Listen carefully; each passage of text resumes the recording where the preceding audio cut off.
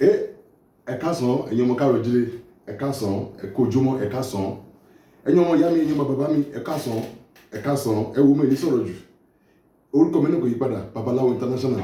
Ẹ wo iṣẹ́ tí mo mú wá yìí, mo wá fún yín iṣẹ́ tó confam ni, tó gbóná, tó confam.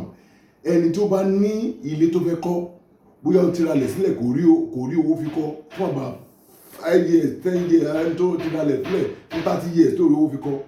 Ọmọ ìyá mi, ẹ jẹ́ ká lọ gbìyànjú iṣẹ́ yìí, ẹ jẹ́ ká lọ ṣiṣẹ́ yìí. Mo bọ̀ jẹ́ kí n bẹ̀rẹ̀, let me start from this place. Ẹ jẹ́ ká lọ rán àpò, ẹ rí mo ṣe rán. Ẹ jẹ́ ká rán, ẹ rí mo ṣe rán. Ẹlòmíà tó béèrè question, ẹ rí mo ṣe rán.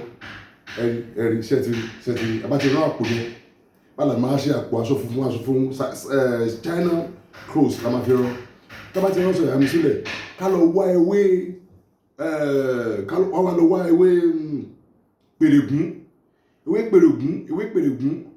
Ewé yẹn ẹ lè ra tútù, ẹ lè wá tòjọ́, ẹ lè wá ti kò sí bọ̀ kò gbúdọ̀ gbẹ, tútù ni ẹ kó sínú odó, ẹ gún dáadáa. Ẹ bá ti gún dáadáa, tó bá ti gún dáadáa, ẹ ti wá ìgbín apẹnu sílẹ̀. Ẹ bá a ti kún náà kéwé yẹn, ẹ bá ti wá ìgbín apẹnu sílẹ̀, ẹ bá ti wá sílẹ̀, ẹ máa ti ìgbín yẹn ti gbó dáadáa, ìgbín òkè ní kẹ́ lò, òun ló dáa jù. Ẹ máa wá odidi òrí bí òrí oní 1000. Òun lè máa fi bo gbogbo ara ìgbín yẹn pátápátá, á bo gbogbo ara ẹ̀ kò ní hàn síta. Ẹ máa mú ewé tí ẹ gún sílẹ̀ yẹn, ewé pèrègún yẹn, ẹ fi wé gbogbo ara ẹ̀, ẹ fi bo gbogbo ara ìgbín yẹn, ẹ lẹ̀ mú lára, á bo gbogbo ara ẹ̀, ẹ wá gbé sínú inú kíní yìí. Ẹ bá ti gbé sínú ẹ̀, ẹ wá so, ẹ lè so, ẹ so, sẹ́tìrì, ẹ so, ẹ wá lọ rìn mọ́ àárín méjì ilé tí ẹ ń kọ́ tẹ́fẹ́ kọ́ àbí ilẹ̀ tẹ́fẹ́ kọ́ yẹn. Ẹ gbọ́dọ̀ wo síta, ẹ rí mọ́, ẹ ṣàdúrà sí, ẹ rí mọ́, ẹ gbé síbẹ̀, ìyẹn lọ bẹ́ẹ̀. Eléyìí náà èyí yẹn máa rí mọ́lẹ̀ náà ni. Irun orí ẹ̀ àfátán, wàá fa tán, wàá kó sínú ìgò lọ́ọ̀dì yìí. A máa padà yọ ilé dànù, a máa yọ dànù, kò gbọ́dọ̀ sí kankan lára ẹ̀. A kó sínú ìgò lọ́ọ̀dì. Irun orí ẹ̀ àfátán, wàá fa sí, wàá wá mú odidi atare kan, wàá tú sínú ẹ̀, wàá ju èèpo ara ẹ̀, ìdọ̀tí ara ẹ̀ wàá sọ́nù. Wàá mú iyẹ̀pẹ̀ òkun, wàá bulé lórí, iyẹ̀pẹ̀ ọ̀sà wàá bulé lórí, wàá bomi òkun náà wàá bulé lórí, wàá bomi ọ̀sà wàá bulé lórí. Ọmọ ìyá mi, wàá ṣàdúrà sí, wàá lọ rìn mọ́lẹ̀. Báyìí ló máa ṣe rìn bó ṣe rí yìí. Kò ní sí ọmọ orí ẹ̀ ń bẹ́ o, wàá yọ ilé ìdáná ni, kò ní sí ń bẹ́ o. Torí àwọn kan máa béèrè question lọ́wọ́ mi, tó bá nǹkan o fẹ́ béèrè question lọ́wọ́ mi, padà tún kíní ẹ̀ wò, because mi ní dá ẹ lóhùn. Wo mo sì sọ yìí because ó yẹ kó clear sí ẹ, because ẹlòmíà tó máa béèrè question. Kí ni mo sọ? Mo ní irun orí ẹ wàá fa gbogbo ẹ̀, wàá fi blade fa ni, fi blade fa, má sọ pé o fẹ́ fi kíní fa, blade la fi ń fa. Wàá kó sínú ẹ̀, o bá ti fa tán, wàá kó sínú ẹ̀, wàá mú odidi atare, wàá tú sí, wàá wá mú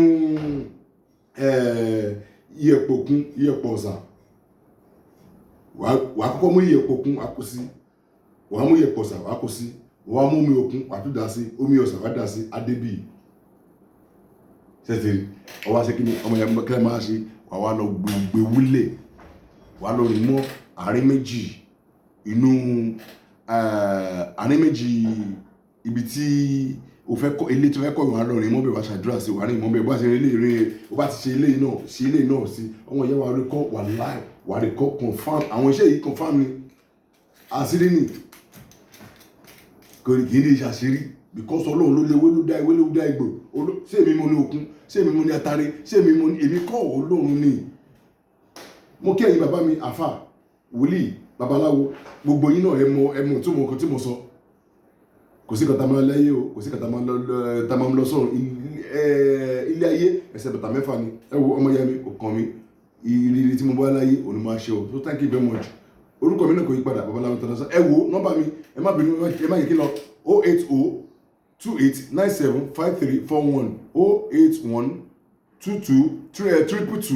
08122221481. That's my number. Thank you. God bless you.